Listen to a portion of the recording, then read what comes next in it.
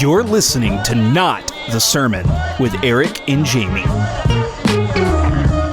Eric and Jamie and a bunch of other friends we brought along with us today for Not the Sermon. Oi! Oi? Oi! Oi. You know why I'm saying oi? Why are you saying oi? Because a couple episodes ago, maybe in last episode, we asked some of our international listeners to reach out to us. Yeah. And we got one! Oh! Oi! We hooked them. Oi!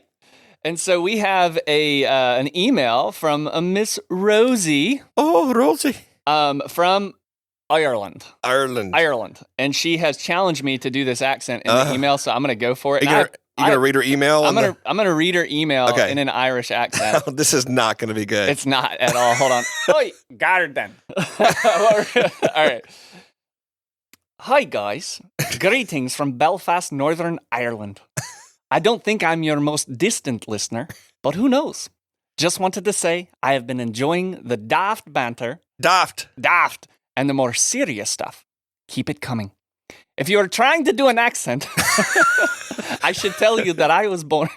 You sound like Jesus on The Chosen. I don't know. If you're trying to do an accent, I should tell you that I was born about 20 miles away from Liam Neeson. Liam Neeson. Got a very particular set of skills. Have fun and be kind to Phoenix. Oh, I make no guarantees, Signed, Rosie. Rosie. So Belfast, Northern Ireland. That's really cool. That's so cool. Is Northern Ireland the one that's independent? It's north. Is it the independent one or is it the one that's a part of the UK? I don't know any. I've been to Ireland before. Yeah, I think it's beautiful, but I know nothing about the politics. And Rosie, feel free to correct me, but I believe Northern Ireland is a part of the UK. And then there's like an independent Ireland below that. But yeah, I could be completely wrong and sound like an idiot right now. Yep. So anyways, but we have a lot of really good stuff coming this episode. So we're trying to fly pretty fast because we wanted to get to this. So many of you know that we have a segment that we do called Sermonception. And it's a segment where we review a sermon review. Yeah. And so you see like a lot of Christian content creators always reviewing sermons. Well, we like to review the reviews, and we always like to pull up a review from our friend, Mike Winger, who's someone that me and you both kind of listen to pretty regularly. He's pretty solid on most things. But recently, you had a little internet drama with Mike Winger. Yeah, I got roasted by Mike Winger. You got roasted by your hero, dude. So it honestly was a little disappointing because he didn't understand what I was saying. Yeah. I think he read into my comment. So, and it's just another lesson that like Facebook is not a great format to talk about stuff. I think it's never wanting to live long enough to see your heroes become your enemies. Yeah. So just listener, this is what he said. He's been on a tear about hyper charismatic stuff. And so he's saying, so I'll just kind of read a little bit of this. It's a long post, but he says, many charismatic leaders are guilty of a culpable, gullible ignorance about the fake prophets and fake apostles they've supported. For far too often, predators have been exposed only to have their leaders in the movement deliberately keep themselves ignorant about it. So he's saying, look, there are wolves in the charismatic movement, which I agree, and there are leaders who are remaining maybe willfully, purposefully ignorant because they don't want to deal with it, right? And so then he starts to name who he would consider to be predators like Bob Jones, Todd Bentley, Mike Bickle, Benny Hinn, Kenneth Copeland, people like that. And then he begins to name people who he would say is culpably ignorant. And so like Bill Johnson, Chris Valentin, Francis Chan, which, come on, leave my boy Francis. He's new to the charismatic Sam movement. Storms? Come on. I mean, like I know he was friends with Mike Bickle. Yeah. And I know Mike Bickle has fallen and I don't know about his risk. I don't think he's in any way, shape, or form condoned anything. No. Right? I don't know why he'd be put in that. So anyway, he said this has been going on for a long time, blah, blah, blah, blah, blah.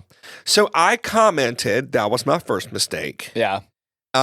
Dude, the people who follow him on Facebook are rabid. Yeah. You got down in the mud with them. So this is what I said. I said, as a charismatic pastor who abhors the abuses in our tribe, yet embraces the biblical truth of our tribe, I wonder how much of the ubiquitous, often inaccurate accusations against the charismatic movement from cessationist heresy hunters drives this unwillingness to address allegations. If everything we do is always wrong, at some point the boy who cried wolfism kicks in. not trying to excuse, just explain.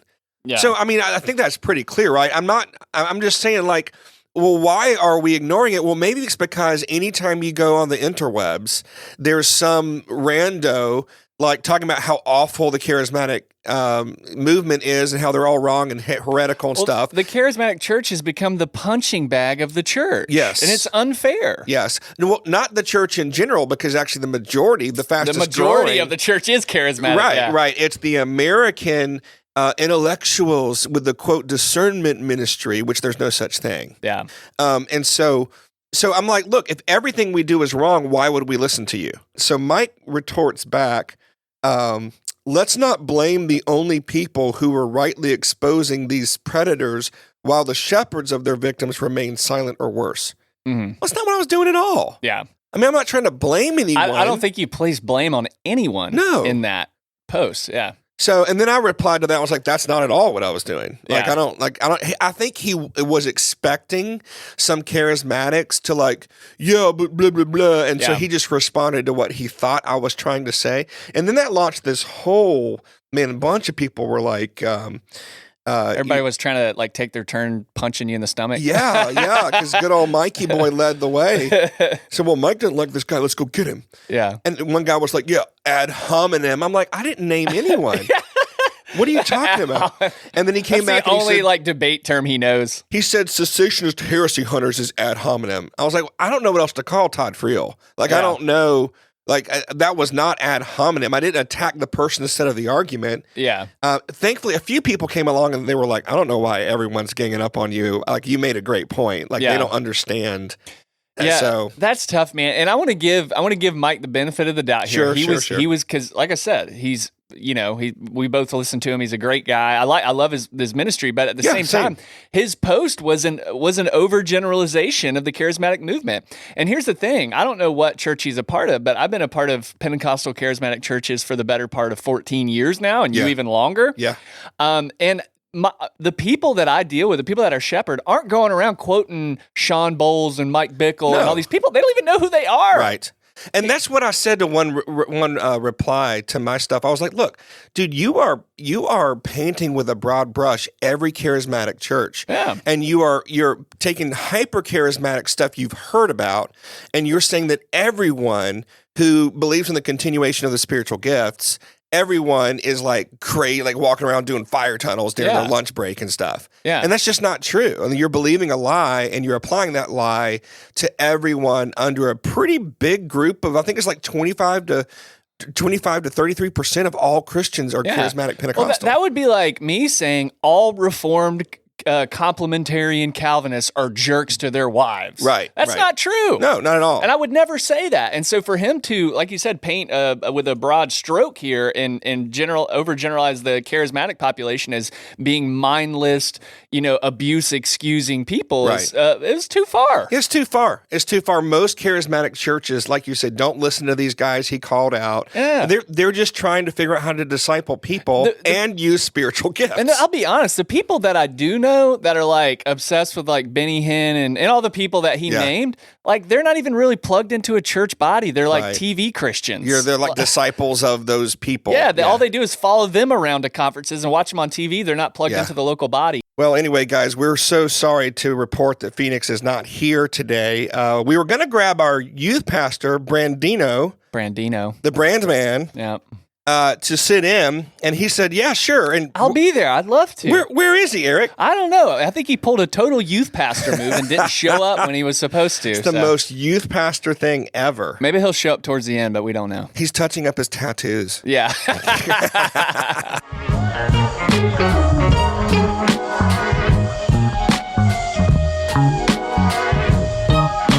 I got my sunglasses on right now, Jamie. You know why? Why is that? Because the lamp behind you is pretty bright right now. Oh, yeah. No, I'm just kidding. Because it's time for our flagship segment. Oh, I thought it was because your future was bright. My future's so bright. I gotta wear shades. What people thought was cool in the 80s is so Not cool. Funny. Yeah. I'm wearing I wear my sunglasses at night so I can Run into things. Yeah, run into things at night and get pulled over because you look like a drunk driver. But anyways, no, I'm wearing my sunglasses because it's time for our flagship segment. Got to say that slow. Shady Theology. And Shady Theology is a segment where we take common doctrines, beliefs, theology. A lot of people believe, or maybe things that are kind of becoming popular, but there's just something a little off about them. Yeah, and so gotta be careful with this it. This is our little yield sign. So just yield. Hey, you can go. Caution. Yeah, caution. Check this out first. Speed bumps ahead. Don't drink the whole glass of Kool-Aid. Right. Take a little just sip on a it. little sip on that cyanide. Just do it recreationally. Microdose that cyanide. Yeah, microdose. See, that's what I like to microdose bad theology because it makes me feel good on the inside. But anyways, yeah. So you want to try to do it? We don't have our AV guy Phoenix with us today. He is out calling somewhere else. Yeah. But we can try to do a little 2-part harmony. Yeah, I guess. Me.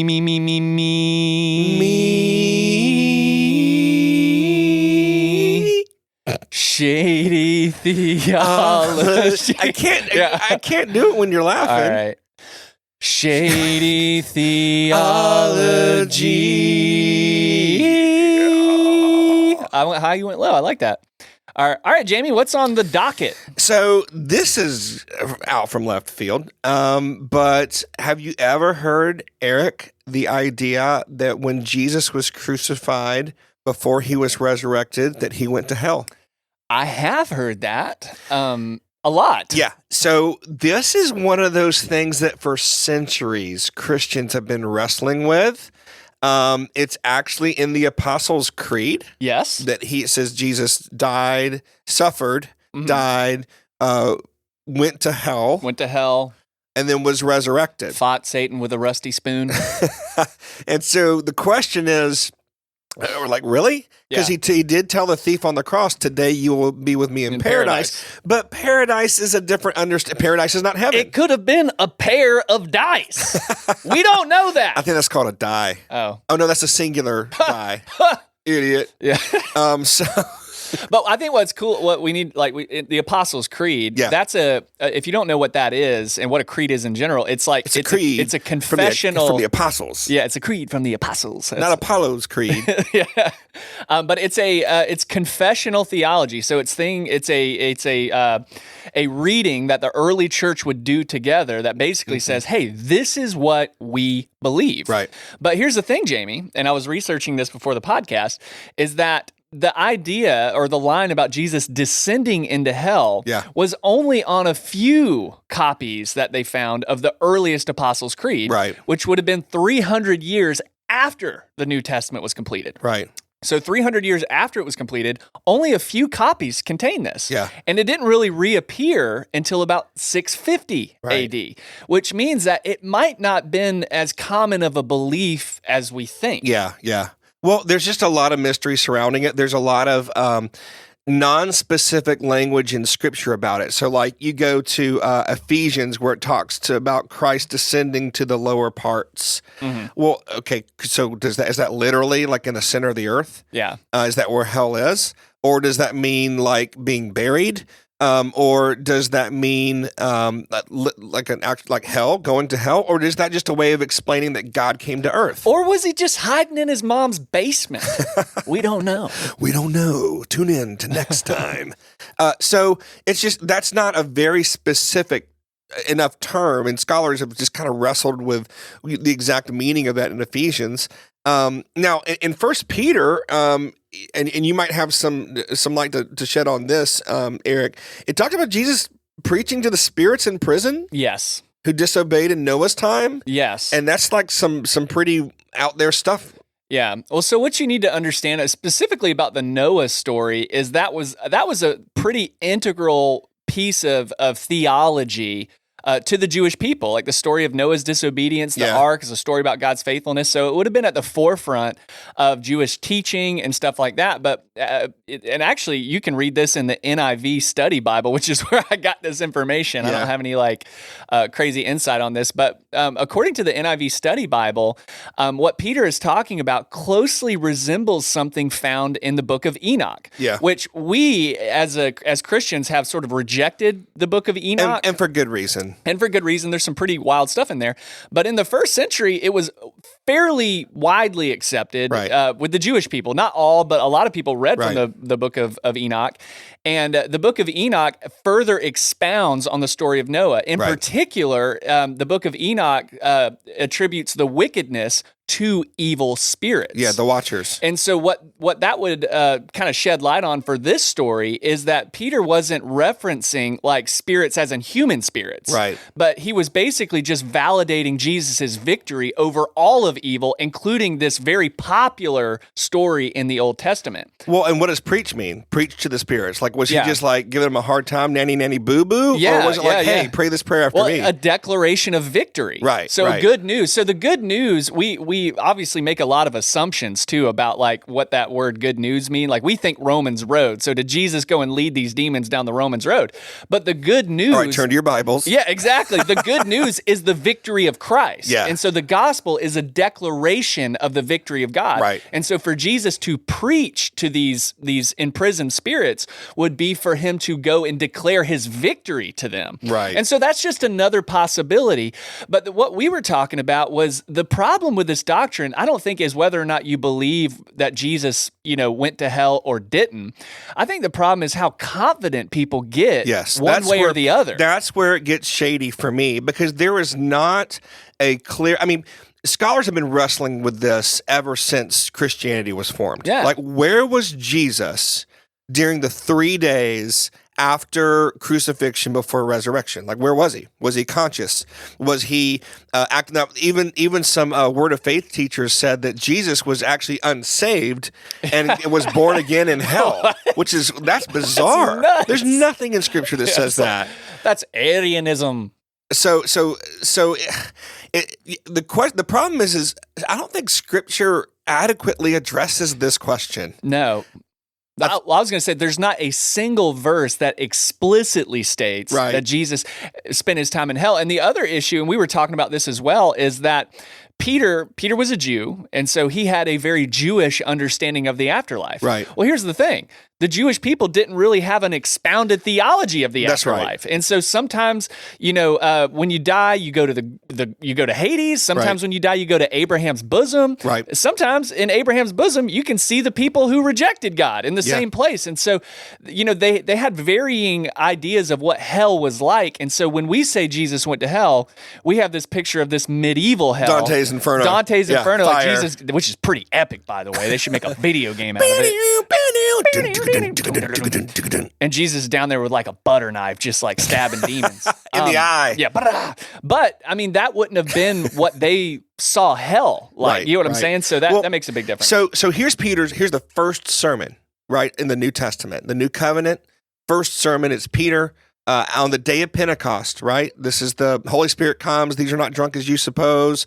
And he starts preaching, and he's preaching the good news, the gospel. And around verse 31 of Acts 2, Peter says, he foresaw and spoke about the resurrection of the Christ, that he was not abandoned to Hades, nor did his flesh see corruption. This is the ESV, and they translate it Hades. But a lot of other ones say hell. Yeah. He was not abandoned to hell. And if we read in our medieval understanding of hell into this verse, then you might have the idea that Jesus was surrounded in flames for 3 days. Yeah, and I just don't think that's the case. I think that creates way too many problems. But if he went in hell, where was he? What was he doing? I don't... Because he hadn't ascended. Yeah. Because when he does resurrect, the first people he sees is Mary, and he goes, hey, don't touch me. I've not yet ascended to my Father. So like he wasn't in heaven. Yeah. It's I don't know, dude. Jamie, you don't know the answer to that question? I don't. I am not comfortable giving an answer one way or another to this Dude, question. our Mormon brothers and sisters have answered that for us. He got on a Harley Davidson motorcycle with golden tablets. with golden tablets, rode across the Atlantic, drove across the pond. He went to and America. preached the gospel to the Native Americans. That's right. And then buried the gold tablets for a little man named, what's his face? Joseph Smith. Joseph Smith to find when he was 13 years old. And that's the answer, guys. But no, I think you're right. I think there's no way for us to determine. Obviously, Peter was heavily influenced potentially by the book of Enoch. Yeah. My personal opinion is that he was not referring to like human spirits, that he was, I think was Jesus' declaration of victory. Right. Was Jesus in hell? I don't think it's important. It's not salvific, meaning it's not pertaining to our salvation. So I think that's one of those things you just hold on to loosely. Right. You don't go all word of faith and he went down into hell and he punched the devil in the mouth. And see, if Jesus suffered in hell, then why did he say it's finished on the cross? Yeah, that you know doesn't what I make mean? any sense. This is the lesson I want the listener to learn, okay? It's okay to not know all the answers. It's okay to ask questions and not be able to answer it fully. I am not comfortable. I mean, I've studied this several different times over the course of my Christian walk. I've gone back to this question and said, okay, well, where was Jesus? And the truth is now I'm 47 years old. I've been saved before I was born, and I don't know the answer. And I'm comfortable saying I don't know the answer. Or you could say, me no. That would be weird. Yeah. So, no.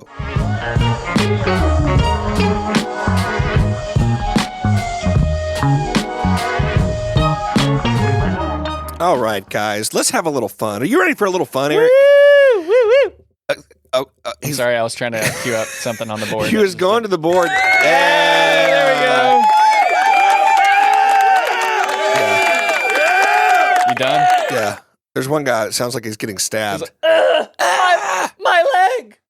I thought it'd be fun to do another Mad Lib. We hadn't done a Mad Lib. We did it originally a couple episodes ago. Then we did a Mad Lib worship song, which I thought was great. I was trying to remember Bless the Lord on my leg. Yeah, bless the Lord on my leg. Hold on. Let me practice. All right. A noun is a person, place, or thing. Clap. And then hey, Phoenix isn't here. We don't have to. We know. Verb. It's what you do. It's what you do. All right. So I've typed. Well, actually, let's just go through. I have not read the results yet. So I typed into Chat GPT. A prompt. Make me a Mad Lib about X. Okay. Yeah. And so I'm not going to look at this. We're going to take turns filling in words. Okay. For this Mad Lib. So do you want to start? You want me to start? I'll start. Okay. I need a name. Leonidas. Okay, Leonidas. All right. Adjective, I'm going to do rancid. All right. Plural noun. Towers. Okay. And plural noun for me, and I'm going to do puppies. If I spell puppies right. Okay. Adjective. We've already done rancid. Let's do bulbous. Okay. Bowl. Working on our spelling. This. All right. And a noun for me, I'm going to do foot, and a noun for you. Pinky. Okay. All right. Verb in. Okay. So this is mine. Verb ending in ed. So I'm going to say vomited. All right. Church event. Super Bowl party. No. Baptism. We'll do baptism. Okay. Yeah, that's definitely more of a church event. Yeah. Well, everybody's doing it. Yeah. All right. Adjective. I'm going to say esoteric. I don't even know that. What does that even mean? It means out there. I'll just say out there. How about that? But maybe it won't fit though. God, I don't want to read the sentence. Okay, I'll just do weird. All right. Unusual topic. Like a topic. Eschatology. How do I spell that? Eschatology. ESCHA. Okay, and for me, emotion, I'm going to say disturbed. Man, yours are dark. Dude, that's the way to do a Mad Lib, bro. Verb past tense. So verb ending in EG. EG? Yeah. Or ED, sorry. Egg. Egg. I pooed egg. No, I'm just kidding. What was it supposed to be? Verb ending in ED. Verb ending in ED. Let's see. Snotted. This is like a middle schooler. That's the best one, man. You snotted. Okay. All right. We're almost done. Just two more. Adjective. I will say intelligent. There we go. Finally a good one. And then an adjective for you. Adjective for me, I'm going to say manly. Okay. And then a verb ending in ED. This is the last one. And I will say burped. Okay. All right, here we go. Are you ready? Are you ready? All right, listen up, Sermon. All right, I typed into Chat GPT, create a Mad Lib where a senior pastor is firing an associate pastor. And so it's a conversation here. So the senior pastor starts, Leonidas, I need to have a rancid talk with you. As you know, our church is all about towers and puppies. Oh, love that church. Wow. International Tower. And puppy towers. Puppy towers. But lately, your bulbous foot has been a bit of a pinky. The associate pastor says, oh no, is it because I vomited during the baptism? Senior pastor, that didn't help. But it's more than that. Your sermons have been too weird. Last Sunday, you preached about eschatology, and people were disturbed. Well, that works perfectly. Yeah, I actually did that once. One church member even snotted in the middle of the message. Associate pastor, but I was just trying to be intelligent and manly. Listen to my intelligent and manly eschatology. Last line, senior pastor, I understand, but we can't have another incident like when you burped at Sister Martha's funeral. Oh my gosh. There we have, folks. There we have it. The Mad Lib where a senior pastor fires an associate pastor. The problem is that's probably pretty close to some people's stories. I feel like if I had to fire you, it would sound a lot like that. Dude, one of the things that's like, it's kind of funny. This is going to sound bad. Don't think differently of me. Good. Keep going then. So I'm in, and I'm sure you're in this too. I'm in a lot of like, youth pastor groups, Facebook groups, associate pastor Facebook groups. Anyways, just in general, church Facebook groups. Yeah. And like a couple times a week, there's always someone posting like, well, guys, this might be my last post. They're letting me go. Oh. And then it's like, you feel really bad until they start to expound a little bit. And you're like, oh, okay.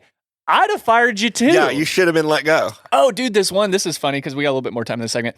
This one guy, he didn't end up getting fired, but this was a huge deal in one of the youth pastor Facebook groups. So he is doing a lock-in, which if you don't know what a lock-in is, it's like when you have all the youth, like middle school and high school, stay overnight at the church. All night, yeah. And you have it's just energy drinks are flowing, games are going, holes are getting punched into walls. Little Debbies are being consumed at 3:34 a.m. I hated them. Dude, I was the lock-in king. You were the king. I heard you were a lock-in legend. I did one my whole tenure. Legend. Yeah, you were a lock-in legend. So anyway, he's doing a lock-in and he's doing a contest for people. Like if you bring a new friend that's never been before, the friend gets entered in to win, a new car, a prize. Well, it's funny you say that.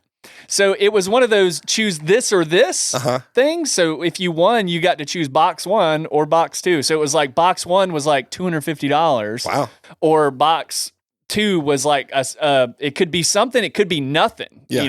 And so the new kid comes up and he's like, all right, so box 1's got like a $200 Visa gift card in it. Yeah. But box 2 has got a mystery prize. And so he's thinking, surely they're just going to pick the $200. $200, sure. The kid picks the mystery box. Oh, that's his fault. Whatever happens now is his fault. He opens the mystery box. It's the keys to his car. No. So the kid grabs the keys, and they're all making a fun joke about it, but like he's trying to explain, you can't have my car, that's a problem. It's actually a legal issue. And so, which I didn't realize, like when you do an official contest, you have to abide by the rules of your contest legally. And so the kid goes and gets a car, like cranks it up jokingly, takes off in it. is driving around town, and so he's freaking out. He doesn't want to call his boss yet. The kid pulls back in. He gets the keys back from him. No, you're just another epic lock-in. Well, then the kid's mom calls. No. Yes, the kid's mom, and she basically throws a big stink. She went full Karen. She went full Karen on it.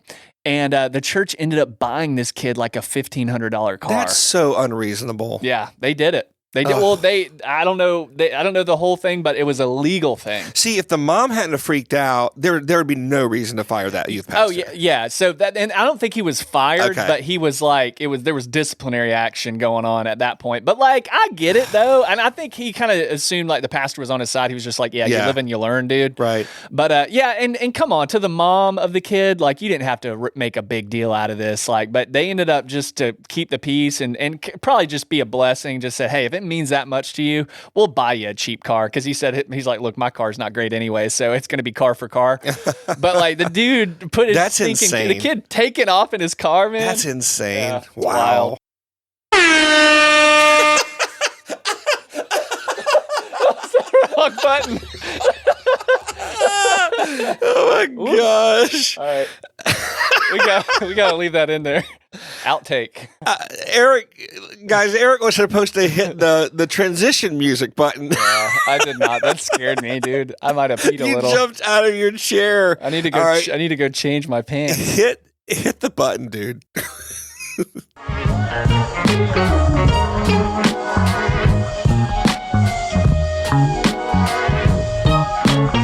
Well, that was awkward. I don't know if we can recover from that, dude. Yeah, we'll be fine. We got to leave that in there. So, hey, our final segment for today is called Weird Worship. Weird. How am I saying what weird? What weird? What? So weird worship is where we just talk about worship and we talk about some of the things that we do, don't do in worship and whether or not we should do them. Yeah. And this comes from a listener. This is a question that was emailed to us from a listener named Liz. She asks, is there a New Testament example of demonstrative worship? Sounds scary. Yeah, not monster worship, demonstrative worship. In the Old Testament, David danced with all of his might while bringing in the ark. I can only imagine how wild it was. He had to be so excited and incredibly thankful. Yeah, so wild that his wife got angry, right? Called him out on it. Our church does raise hands and sometimes dance before the Lord during worship. Churches I've been a member of have all been demonstrative towards the Lord. And she means exuberant, right? When she says demonstrative. What is exuberant? Exuberant. What does that mean? Towards, you can look it up while I'm reading. Towards the Lord while praising him. I know there are denominations who are much more reverent during worship, and while I don't see an issue with that, it's not my style. Which leads me back to the question, is there an example in the New Testament of people worshiping with wild abandon similar to David? I like to shake my little ephod off. Your linen ephod. Down to my ephod. Yeah, by the way, we are going to have personalized church ephods available for $19.99. Let's go. So this is a good question. So this listener is saying, hey, I like exuberant worship. I like emotional worship. I like worship where you are moving, where you are dancing, clapping, crying, snotting. Crying, bowing, snotting like our Mad Lib. But is there biblical justification in the New Testament for that type of worship? So here's the answer. Part one, there's not a ton. There's no formal instruction in the New Testament on how to worship at all when it comes to worship being something that's involving music, right? Now, we know Paul says in Ephesians chapter 5, he says, sing psalms, sing hymns, sing spiritual songs, and make melody in your heart. Okay, we know Jesus sang a hymn after a time with his disciples, so we know that music was a part, but there's no real instruction on that. So what are we to do? And I would think if someone was against demonstrative worship, as she calls it, that they would say, well, it's not in the New Testament. Which our Church of Christ brothers and sisters say. Exactly, and they actually get rid of instrumentation and a lot of stuff because of that. But here's the thing. Looking for proof that you can worship in a demonstrative way in the New Testament is the wrong way of going about it. Mhm. The Old Testament has already set the precedent, and unless the New Testament changes anything, you continue with the Old Testament precedent. And further, you shouldn't be looking for proof in the text that it's okay to worship exuberantly. You should be looking for proof in the text that it's okay to not worship exuberantly. We're not playing New Testament footloose here. It's okay to dance. Traditional worship is exuberant. Traditional worship, it's only modern worship that's, quote, solemn or, quote, reverent. Explain. That's new. Yeah. Like throughout history, the history of the Jewish people and the history of the early Christians, there's evidence that when people worshiped singing, that they would get excited. Dude, I did some Jewish dances one time. I was at this conference and that just had it. I would pay But they to were see doing that. like Jewish songs with Jewish dances. It was crazy. Yes. It was wild. I was getting ready. I was waiting for someone to pick me up on their shoulders. So the question isn't, is it okay to be demonstrative in worship? The question is it okay to not? Yeah. Because that's we don't have any, there are moments of bowing and stuff like that, but during congregational worship that we see, especially in the Psalms, they're lifting their hands, they're clapping, they're shouting, they're yelling, they're declaring. Yeah. And that never changes. And so it's funny that this is worded, where's the permission to do that, when it's like, well, where's the permission to not do that? Yeah, exactly. It's one of those things where I think we get a little too hair splitting when it comes to like Old Testament versus New Testament stuff. Yeah. A lot of that, the covenantal stuff is based on our positional standing with God, how God relates to humanity, how we are saved. I don't think it necessarily changes whether or not we drink coffee or dance during worship, right? Like it's just not like, unless there's an explicit ban on it, we can assume that it's safe to do if it's within clear conscience. There's not a whole lot in Scripture about how to do church anyway. That you can read in Acts 4 the different things that the early church did when they gathered together, like prayer and studying Scripture and fellowship and giving and worshiping was a part of it as well. But there's no instructions on how to. So it can only be assumed that means we have liberty. Some freedom, yeah. Some freedom. As long as, Paul said, do all things decently and in order. But I will bring this up real quick in favor of exuberant demonstrative worship. So this is Luke chapter 10, verse 21, and it's kind of hidden in the language here. But when Jesus sends out his disciples on a missionary journey, they come back and they're like, dude, they're so excited. They're like, bro, people are getting healed, and even the demons are subject to us in your name. Yeah. And Jesus is like, yeah, dude, I saw Satan fall like lightning. We have authority. And then it says, verse 21 of Luke 10, in that hour, Jesus rejoiced in the Spirit. Now that's, okay, what does that mean? Rejoice in the Spirit. It means he went to a quiet corner, Jamie. And he just knelt solemnly down and reflected. and reflected on how happy he was feeling. All right, here's what's interesting. So rejoiced in the Spirit is two words. The Spirit being pneuma, of course, the Greek word for spirit. But this word, agaliao in Greek. Are you choking? In the Greek, it means to rejoice exceedingly and be exceedingly glad. And it's interesting. It's a compound word made up of two words, one meaning much and the other one meaning leaping. So to rejoice in the Spirit means much leaping in the pneuma. So could we say that Jesus was doing a little praise break? It's possible Hey! to... Hey!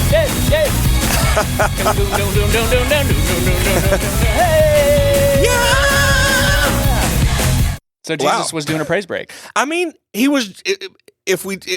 without knowing the cultural context of what that phrase meant, the answer is yes. Yes, he was probably jumping around, twirling around, and rejoicing, being like anyone would do if their team won the winning goal at the big game. right? Yeah, it's amazing to me how people try to remove the emotion and humanity from Jesus. Yeah. Like he was just this yogi that was walking around, just kind of floating around and yes, my disciples. Well, and it's like modern stoicism, this idea that you have to be intellectual only and that you have to sit reverently and just listen, and that's how you worship the Lord.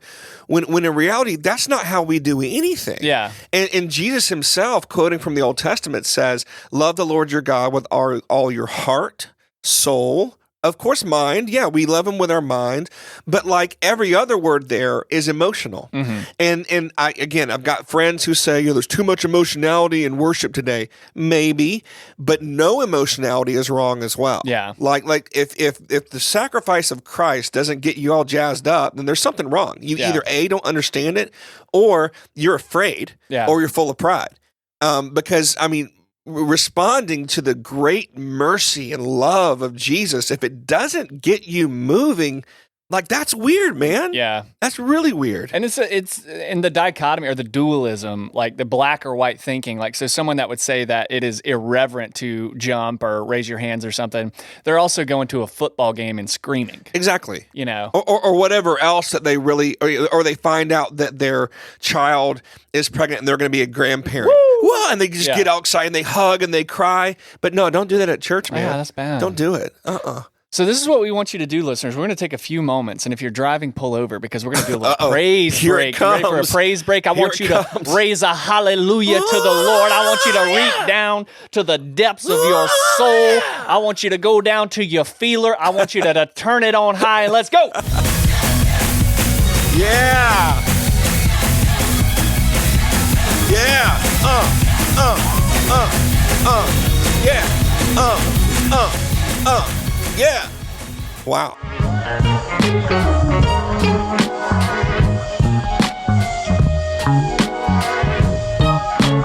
I'm glad I hit the right button that time, Jimmy. Yeah, good job. I don't think my heart could take it.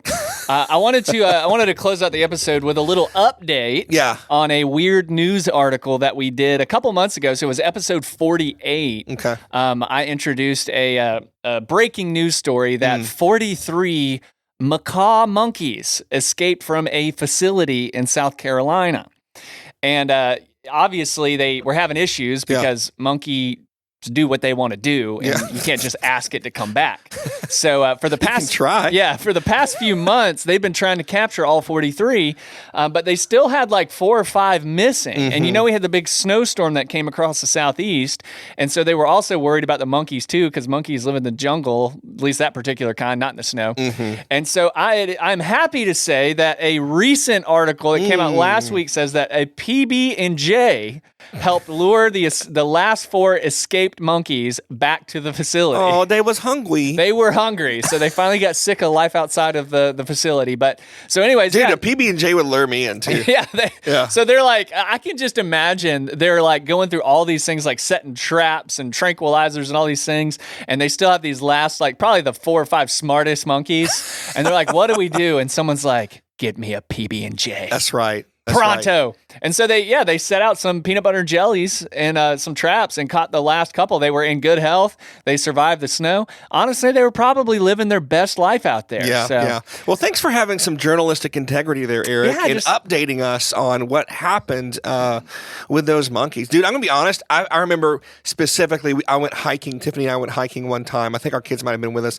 And I was starving, dude. And you're like, and she had made some peanut butter and jelly sandwiches in the car. And dude, I was like eating everyone else's. It was so stinking good. Yeah, dude. There's some things that just hit different when you're hungry. A peanut butter and jelly. I'd say PB&J always hits. Yeah. Do you do have you ever had the Uncrustables? Yeah. Oh man, those are amazing. Yeah, those are pretty good. But I want a little bit more peanut butter than I want jelly. Yeah, I like a 50-50 I'm not mix. a heavy jelly guy. I would say 60-40 peanut butter to jelly. Yeah, so the monkeys are safe thanks to peanut butter and jelly. On that note, and I told you this earlier, I was on my morning stroll early this morning. It was about 6:30 in the morning. I was walking around the lake, and an old man approached me and gave me a piece of candy. And so I'm not sure what was going on there. Did you eat that? It's probably laced with fentanyl, man. Well, I did eat it, and then I woke up 4 hours later. in a van. with my left shoe missing for some And reason. the kidney in a tub of ice. And your kidney was missing. Yeah, so if they want to lure me back, all they need to offer me is a piece of candy. Oh, wow. So high standards. Yeah, not really. So, no, this has been a fun episode. A lot of information out there. We appreciate our listeners as usual. Thanks to Rosie from Ireland. Yeah. Oi!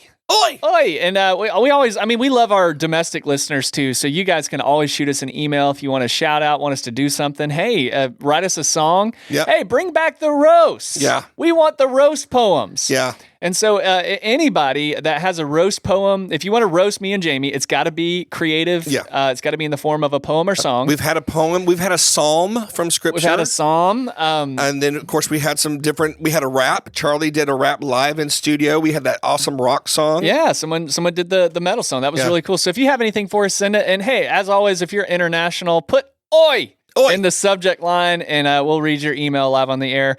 Thank you guys so much for listening to Not the Sermon.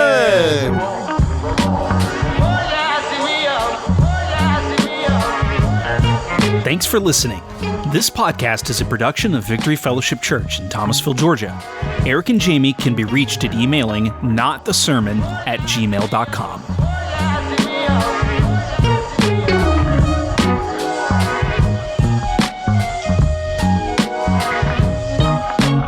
Father to the fatherless, defender of the little kids, gracious and compassionate.